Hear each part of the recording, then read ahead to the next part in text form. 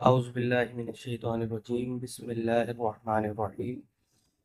मैं हूँ खलीफा मियाँ हुज़ूर ग़ुलाम नबी तारिकी अबुल जहांगीरी आपकी खिदमत में हाजिर। आज मैं आपको इसमें ज़ात का नक्श इस्तिखारे के हवाले से जो इस्तेमाल होता है वो बताऊँगा और उसको लिखने का तरीका भी बताऊँगा। तो इसको लिखने से पहले मेरी आप सबसे गुजारिश है कि चैनल को सब्सक्राइब कर दें, और अगर आपको वीडियो पसंद आती है तो उसको लाइक कीजिए, और इसके अलावा कमेंट्स में अपनी राय ज़रूर दीजिए ताकि इंशाअल्लाह ताला इस तरह की मज़ीद वीडियो बनाने में हमें आसानी हो। और कहाँ से आप वीडियो देख रहे हैं और किस शहर से देख रहे हैं, किस मुल्क से देख रहे हैं, वो आप लाजमी बता दिया करें। कमेंट्स में अपनी राय का इज़हार ज़रूर किया करें। इससे हमें वीडियोस बनाने में आसानी होती है और हमें ये पता चलता है कि हम जो रहनुमाई कर रहे हैं वो दुरुस्त हो रही है या नहीं। तो इस हवाले से इंशाल्लाह मैं आपको नक्श इसमें ज़ात का इंशाल्लाह ताला आज बताऊँगा। तो इसके अलावा आप वीडियो को अपने कॉन्टेक्ट्स पे शेयर भी लाजमी कर दें ताकि ये कि ज़्यादा से ज़्यादा लोगों की रहनुमाई हो सके। तो मैं इंशाअल्लाह ताला अभी आपको इस मज़ाक का नक्श लिखने का तरीका बताता हूँ।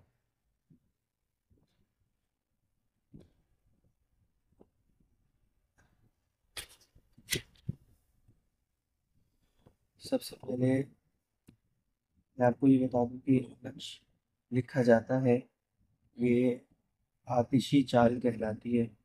जो कि जो नक्श लिखते रहते हैं उनको तो इन चीज़ों का पता है कि ये आतिशी चाल कहलाती है। 34 का नक्श भी इसी तरीके से लिखा जाता है। अच्छा, आप इसको ज़ाफ़रान और मतलब ज़ाफ़रान और अर्के गुलाब से भी लिख सकते हैं।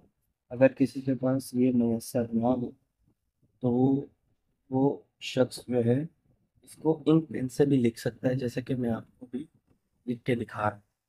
तो वो ये सबसे पहले आपने ऊपर बिस्मिल्लाह शरीफ लिखनी है, 7 8।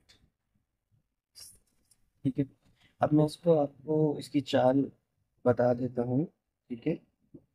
इसको आतिशी चाल कहा जाता है। ठीक है। तो ये तरीके मैं आपको आतिशी चाल की लिख के बता रहा हूँ कि आपने किस तरह इसको लिखना है। हर शख्स इसको लिख सकता है, इसमें कोई कैद नहीं है। हर शख्स इसको लिख सकता है। ये कि बावजू हालत में आपने मुसल्ले पे बैठ के इसको बावजू हालत बावजू हालत में इसको लिखिएगा।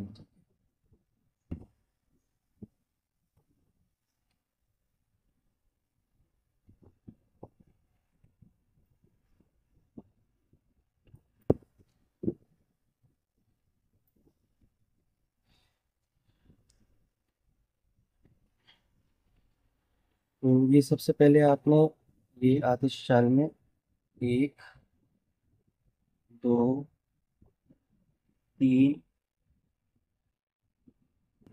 4 5 6 7 8 9 10 11 12 13 14 15 16। ये इसकी चाल मैंने लिखी है जो आपको नजर आ रही है। ठीक है। इसमें ज़ात के जो नक्श है अल्लाह, इसमें ज़ात अल्लाह, इसके अदद बनते हैं, इसके अदद बनते हैं 66। इसमें ज़ात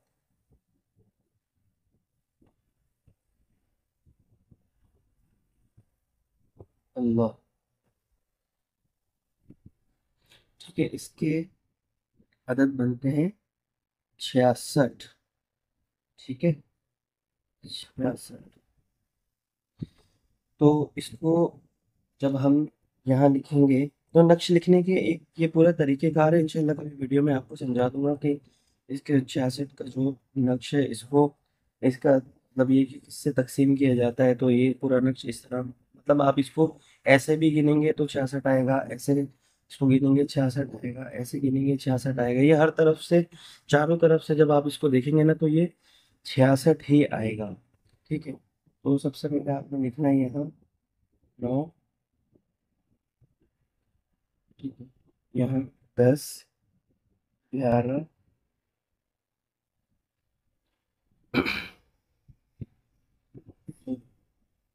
12, 13, 14, 15, 16, 17, 18, 19, 20, 21, 22, 23, 24। ये नक्शे इसमें मैंने आपको लिख के दिखाया, ठीक है। अभी ये लिखने के बाद सबसे पहले आप बावजूद हालत में ज़ाफ़रान से लिख के, अगर ज़ाफ़रान और के गुलाब से तो बहुत अच्छा है, वरना इंक पेन ले लें, उससे ये इसको लिख के बावजूद हालत में आपने यहाँ लिख लें या अलीम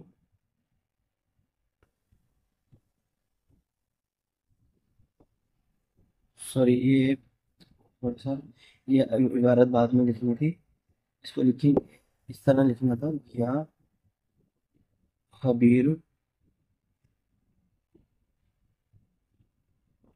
अखबिरनी, या खबीर अखबिरनी। इसको बाद में लिखना, ये मुझसे गलती से पहले लिखा गया, या खबीर अखबिरनी या अलीम अल्लिम, ठीक है, इस तरह, या खबीर अखबिरनी या अलीम अल्लिमनी, इस तरीके से आप इसको लिखेंगे, ठीक है।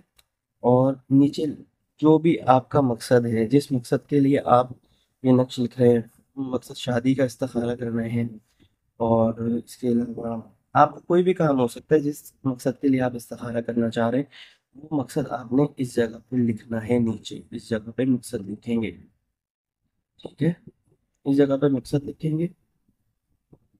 और ये आपका नक्शे इस्तिखारा तैयार हो गया। अब आपने क्या करना है, इसको तकिए के नीचे रख के सो जाना है बावजूद हालत में, बगैर किसी से बात किए हुए। और आपने काम ये करना है कि इसमें ज़ात अल्लाह जो है ना, जब ख़ास तौर पे जब आप ये नक्श लिख रहे हैं तो इसमें ज़ात अल्लाह पढ़ते जाएं, जितनी मरतबा भी पढ़ें लातादाद, उसको बस लिखते हुए आपने इसको पढ़ते रहना है, ठीक है।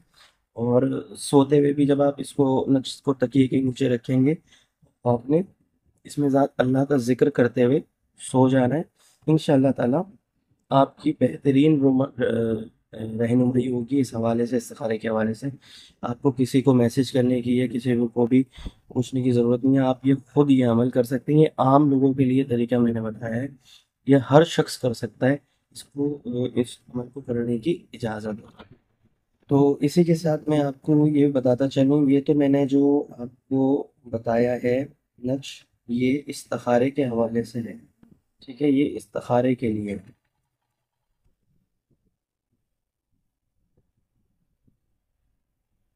इस नक्श को और भी मकासद के लिए इस्तेमाल किया जाता है, जैसे कि ज़बान बंदी या शिफा के लिए, मकसद के लिए इसको इस्तेमाल किया जाता है। इंशाल्लाह ताला अभी ये इस्तिखारे का तरीका आपको पता है, इसके अलावा फिर और भी मकासद के लिए इंशाल्लाह ताला मैं आपको बताता रहूँगा कि इसको कैसे आपने, दूसरा तरीका भी इंशाल्लाह मैं आपको बताता रहूँगा कि किस तरह से आपने इस नक्श को किस मकसद के लिए कैसे लिखना है। लिखने का तरीके भी इसके अलग अलग हैं, ये इस्तिखारे के तरीके मैंने आपको बताए, ठीक है। तो इसी के साथ मैं आपसे इजाज़त चाहता हूँ, और अपनी वीडियो लाइक कीजिएगा, अगर आपको अच्छी लगे तो उसको शेयर भी कीजिएगा, और कमेंट बॉक्स में अपनी राय का इज़हार ज़रूर कीजिएगा। अस्सलाम वालेकुम।